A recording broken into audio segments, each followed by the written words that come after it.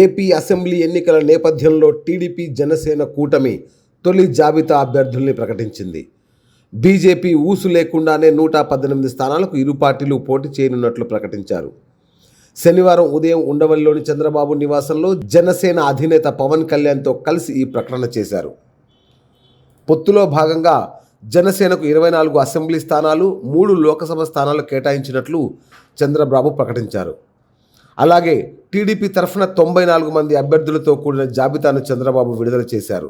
అయితే జనసేన తరఫున 24 సెగ్మెంట్లకు గాను కేవలం 5 స్థానాలకు మాత్రం ఇవాళ అభ్యర్థుల్ని ప్రకటించారు పవన్. ఆ శుభదినాన శుభముహూర్తంలో తెలుగుదేశం పార్టీ, జనసేన పార్టీ రెండు కలిపి ఎన్నికలు పోవడానికి సిద్ధమవుతున్నాం.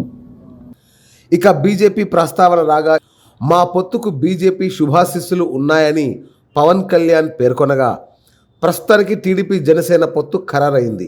పవన్ కళ్యాణ్ చెప్పినట్లు బీజేపీ కలిసి వస్తే అప్పుడు వారితో పొత్తు గురించి ఆలోచిస్తాం. ఇప్పటికైతే టీడీపీ జనసేన పొత్తుకు సంబంధించిన అభ్యర్థుల్ని ఖరారు చేస్తున్నాం అని చంద్రబాబు పేర్కొన్న గమనార్హం.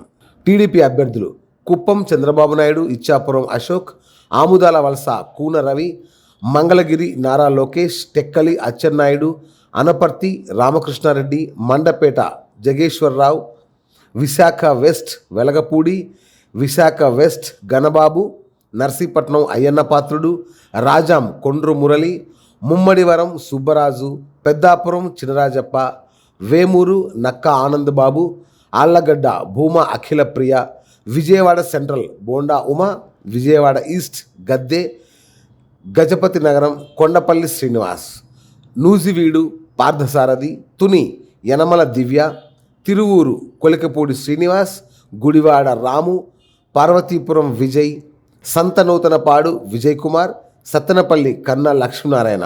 ఇంకా 5 స్థానాలకు జనసేన అభ్యర్థులను ప్రకటించింది. అవి కాకినాడ రూరల్ నానాజీ, నెల్లిమర్ల లోకం మాధవి, తెనాలి నాదేండ్ల మనోహర్, అనకాపల్లి కొనదాల రామకృష్ణ, రాజానగరం రామకృష్ణుడు.